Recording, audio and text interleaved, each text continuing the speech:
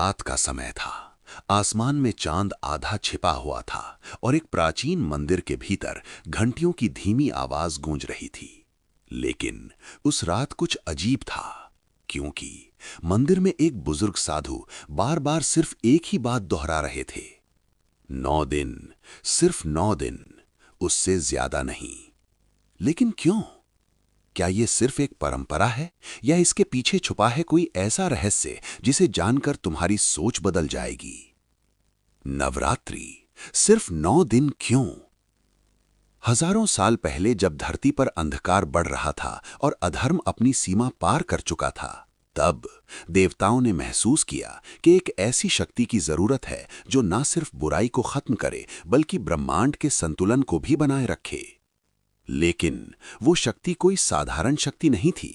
वो थी आदि शक्ति, मां दुर्गा। धरती कांप रही थी, क्योंकि एक असुर महिषासुर अपनी शक्ति के नशे में देवताओं तक को चुनौती दे चुका था। उसने ब्रह्मा से वरदान लिया था कि उसे कोई देवता या पुरुष नहीं मार सकता, और यही उसकी सबसे बड़ी ताकत बन गई। देवता हार चुके थे, स्वर्ग पर कब्जा हो चुका था। चारों ओर सिर्फ एक ही नाम गूंज रहा था, महिषासुर। जब सारी उम्मीद खत्म हो गई, तब त्रिदेव ब्रह्मा, विष्णु और महेश अपनी अपनी शक्तियों को मिलाते हैं और उस ऊर्जा से जन्म होता है एक दिव्य प्रकाश, जो धीरे धीरे एक स्त्री का रूप लेता है। आंखों में अग्नि, हाथों में अस्त्र और चेहरे पर अद्भुत शांति। मां दुर्गा का जन्म होता है। मां दुर्गा ने महिषासुर को चुनौती दी, लेकिन यह कोई साधारण युद्ध नहीं था। ये युद्ध था धर्म और अधर्म के बीच, और ये युद्ध चला 1 दिन, 2 दिन, 3 दिन। लेकिन महिषासुर की शक्ति कम नहीं हो रही थी, क्योंकि वो हर बार रूप बदल लेता था, कभी भैंसा, कभी शेर, कभी हाथी। लेकिन यहां से कहानी में आता है सबसे बड़ा रहस्य, क्योंकि ये युद्ध खत्म हुआ ठीक 9वें दिन। ना 8 दिन, ना 10 दिन, सिर्फ 9 दिन। लेकिन सवाल यह है, क्या यह सिर्फ एक संयोग था, या फिर इन 9 दिनों के पीछे कोई गहरा वैज्ञानिक और आध्यात्मिक रहस्य छुपा है? प्राचीन ग्रंथों में संख्या 9 को माना गया है पूर्णता का प्रतीक, क्योंकि जब तुम 9 को किसी भी संख्या से गुणा करते हो तो अंत में जोड़कर फिर 9 ही मिलता है।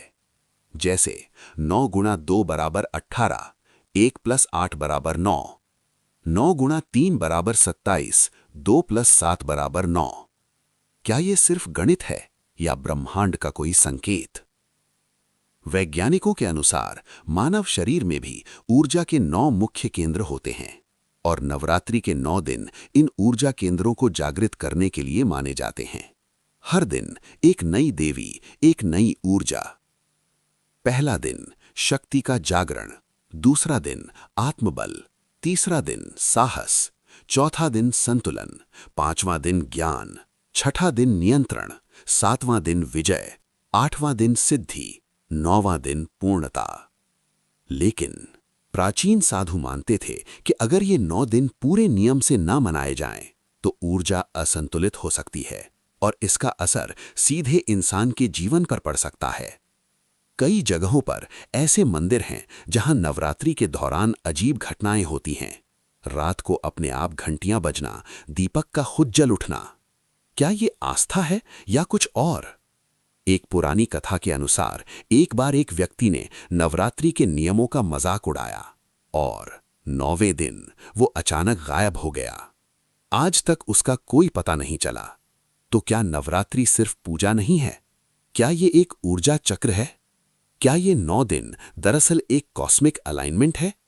जैसे जैसे 9वां दिन करीब आता है, ऊर्जा अपने चरम पर पहुंचती है और तभी बुराई का अंत होता है। लेकिन अगर ये 9 दिन इतने महत्वपूर्ण हैं, तो फिर क्या होगा अगर ये चक्र टूट जाए? क्या होगा अगर कोई इन 9 दिनों की शक्ति को अपने लिए इस्तेमाल कर ले? रात के ठीक 12 बजे वही मंदिर, वही साधु, लेकिन इस बार मंदिर के दरवाजे अपने आप बंद हो गए। हवा रुक गई, दीपक की लौ स्थिर हो गई और साधु की आवाज फिर गूंजी। अब शुरू हो चुका है असली खेल। मंदिर अब वैसा नहीं रहा था। दीवारों पर अजीब आकृतियां उभरने लगी थीं, जैसे कोई अदृश्य शक्ति उन्हें बाहर लाने की कोशिश कर रही हो।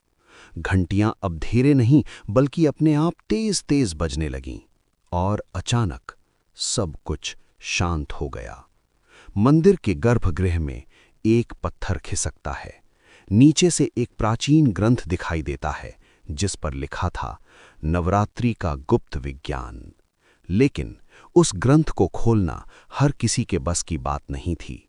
जैसे ही ग्रंथ खुलता है, हवा अचानक ठंडी हो जाती है, दीपक बुझने लगते हैं और उसमें से एक आवाज आती है, जो इस ज्ञान को समझे बिना छुएगा वो खुद को खो देगा।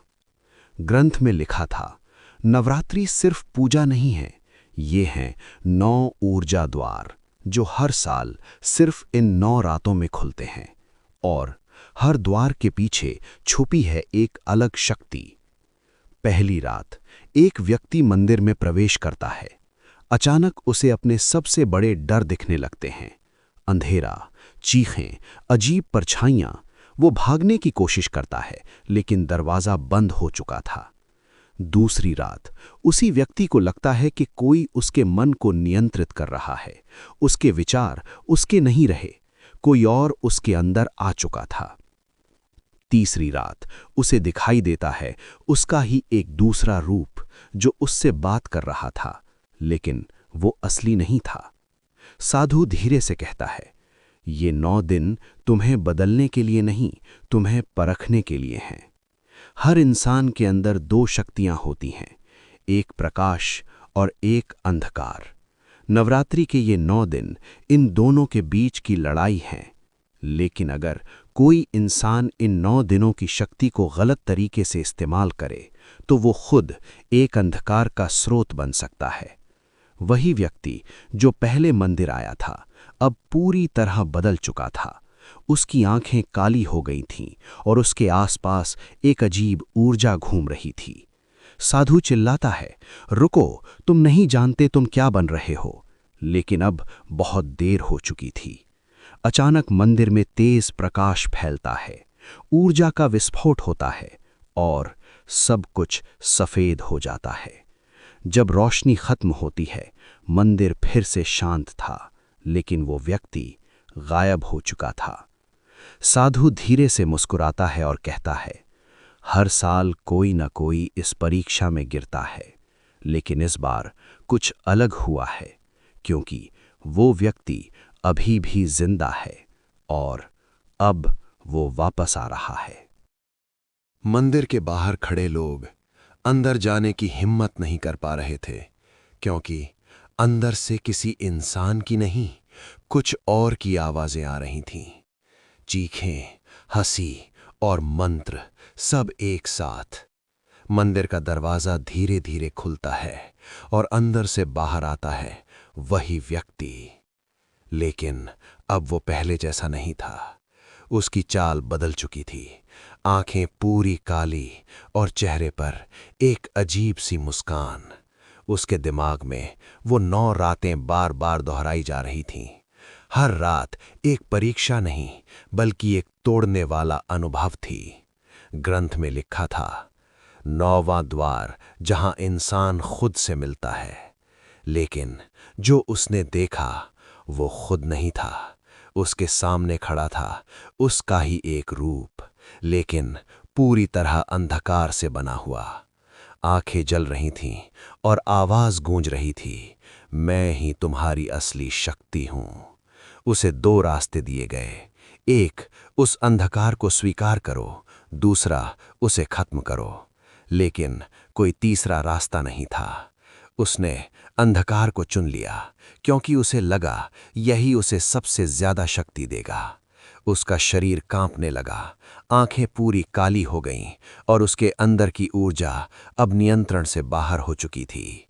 अब वो सिर्फ इंसान नहीं था, वो बन चुका था एक चलता फिरता ऊर्जा स्रोत। लेकिन वो ऊर्जा संतुलित नहीं थी। जहां जहां वो जाता वहां अजीब घटनाएं होने लगतीं। घड़ियां रुक जातीं, लाइट्स अपने आप बंद हो जातीं, लोगों को डरावने सपने आने लगते।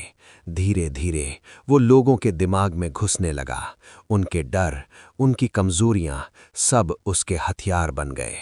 साधु अचानक आंखें खोलता है और कहता है, ये वो नहीं था जो होना चाहिए था।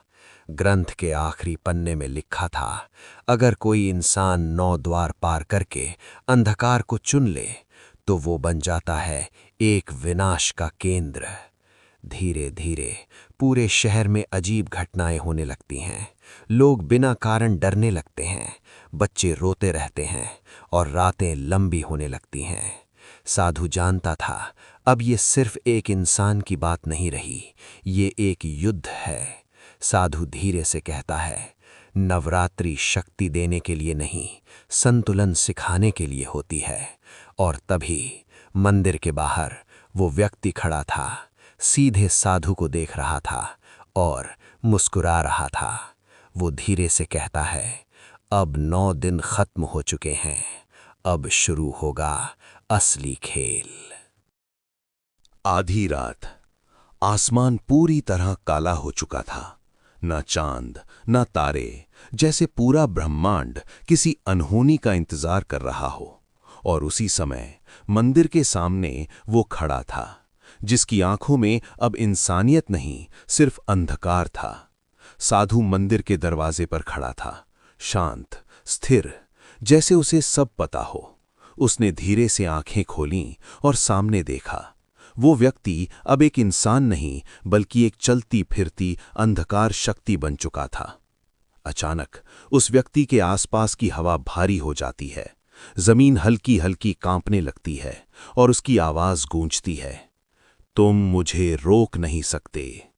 साधु मुस्कुराता है और कहता है, मैं नहीं, लेकिन संतुलन जरूर रोकेगा। दोनों के बीच अचानक तेज प्रकाश फैलता है।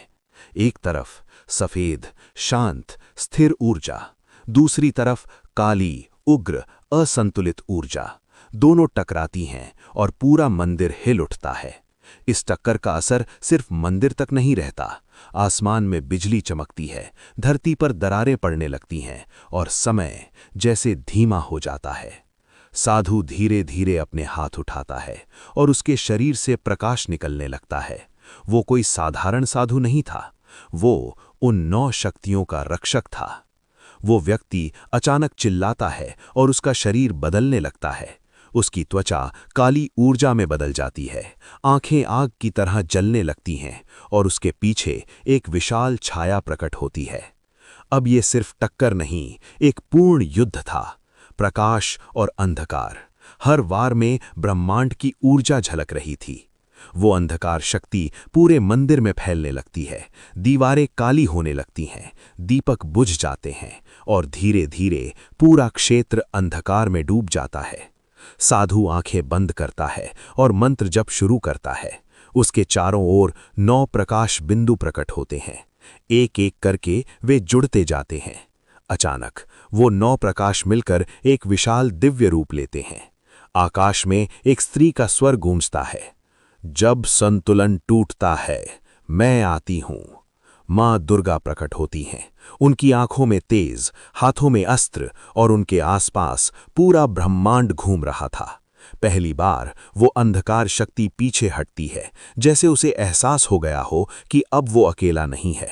मां दुर्गा आगे बढ़ती हैं, हर कदम के साथ धरती पर प्रकाश फैलता है, अंधकार पीछे हटने लगता है। मां दुर्गा अपना अस्त्र उठाती हैं और एक ही वार में उस अंधकार शक्ति को चीर देती हैं। प्रकाश फैल जाता है, सब कुछ शांत हो जाता है, अंधकार खत्म, ऊर्जा संतुलित, मंदिर फिर से वैसा ही हो जाता है। साधु धीरे से मुस्कुराता है और कहता है, यही है नवरात्रि का असली अर्थ, बाहरी नहीं, अंदर की लड़ाई। लेकिन जैसे ही सब खत्म होता है, मंदिर के कोने में एक छोटी सी काली ऊर्जा अब भी मौजूद थी। साधु उसे देखता है और धीरे से कहता है, अंधकार कभी पूरी तरह खत्म नहीं होता, वो सिर्फ इंतजार करता है।